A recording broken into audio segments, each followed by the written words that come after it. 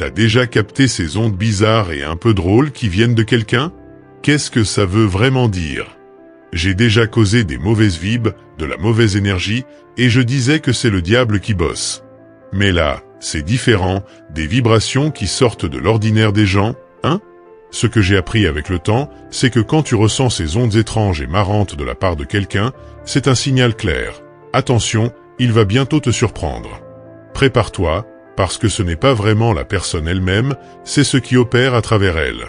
Il y en a qui sont plus fragiles, et d'autres qui sont carrément en guerre contre eux-mêmes. Laisse-moi t'expliquer un truc sur les démons. Quand quelqu'un est en conflit intérieur, les démons se régalent, ils adorent ça parce qu'ils peuvent le briser et s'en servir pour taper sur les autres, surtout ceux qui marchent sur le chemin droit et juste. Faut vraiment faire gaffe à ces vibrations. Les signes sont là, si t'as ne serait-ce qu'un minimum de sagesse, tu les captes direct.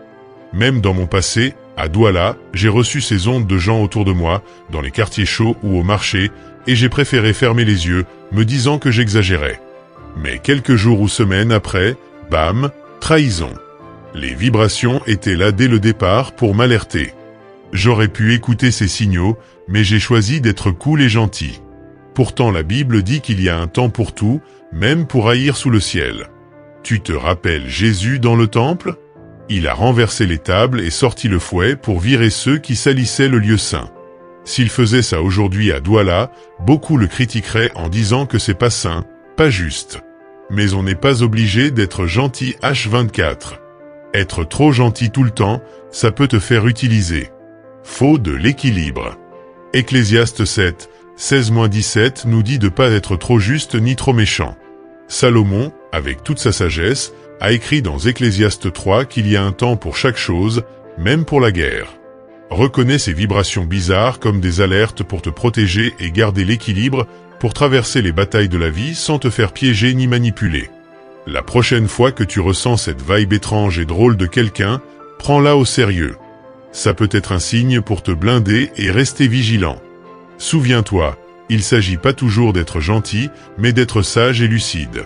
Que dit l'Écriture? Les ennemis d'un homme seront ceux de sa propre maison. La Bible nous prévient aussi, ne te fie pas à un ami. Pourquoi le Très-Haut nous dit ça? Parce qu'il sait que dans les derniers jours, l'esprit de trahison va atteindre son max. Imagine la famille d'un gars se retourner contre lui, sa fille contre sa mère, son fils contre son père. Il nous a alertés de pas faire confiance aveuglément à nos potes. La Bible va même jusqu'à dire « Maudit soit l'homme qui met sa confiance en l'homme ». Du coup, ne te contente pas de suivre mes vidéos ou celles d'un autre créateur, mais creuse toi-même ces vibrations étranges et drôles. Ces gens sont en guerre intérieure, et ça permet à ces forces de bosser à travers eux pour essayer de te coincer. C'est pas qu'ils sont mauvais au fond, ils sont juste pris dans une bataille. Peut-être qu'ils trempent en cachette dans la sorcellerie, ou qu'ils n'arrivent pas à lâcher leurs vieux péchés. Souviens-toi, l'obscurité te laisse jamais partir sans se battre. Quand tu t'éloignes du péché et des ténèbres, ça réagit. T'as donné accès à ces forces par ton passé soumis aux ténèbres et au péché. Les gens avec qui t'as partagé des rires, des bières fraîches à la terrasse, peuvent devenir tes ennemis. Comme dit la Bible, nous ne luttons pas contre la chair et le sang, mais contre les méchancetés spirituelles dans les lieux célestes. Faut capter ça si tu te vois comme un élu ou un guerrier du Très-Haut. Éphésiens 6, c'est une lecture clé pour affronter ces vibrations et ces énergies bizarres. Garde ces personnes à distance, aime-les de loin et prie pour elles, parce qu'elles réalisent peut-être même pas qu'elles sont utilisées. Elles ignorent peut-être que le diable ou les démons les manipulent par des stratagèmes, sorcellerie, jeux d'esprit, manipulation. Quand t'es visé, ils veulent que tu te détruises toi-même. Regarde Christ, je l'étudie parce que j'essaie de vivre comme lui. Bien sûr je suis pas sans péché, mais son exemple montre que même face à une adversité énorme et à la trahison, il y a un chemin de justice et une façon de répondre sans tomber dans les ténèbres. Alors souviens-toi de ces leçons quand tu ressens ces vibrations bizarres des autres. Prie, garde tes distances et reste ancré dans ta foi et la sagesse des Écritures pour traverser ces épreuves.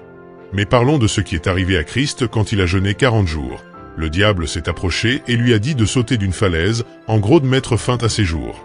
Le diable est le père du mensonge, il ment tout le temps et joue au jeu mentaux. Quand ces forces obscures te ciblent, elles veulent que tu te détruises, comme Satan l'a suggéré à Christ en le manipulant avec des idées tordues. Satan s'est même montré à Christ, preuve de la bataille intense que même le Fils de Dieu a vécue. C'est pour ça que j'insiste sur la prière et le jeûne. C'est comme ça que tu te libères vraiment de la puissance du diable, de l'emprise des ténèbres. Par la prière, le jeûne, la lecture de ta Bible et l'application de ses enseignements dans ta vie quotidienne, tu te connectes plus fort à l'esprit. J'ai réalisé récemment qu'en jeûnant, t'as un pouvoir spirituel énorme. Je sais pas exactement pourquoi, mais regarde frère Paul, Christ et Moïse, ils ont tous jeûné longtemps et ils ont été renforcés spirituellement.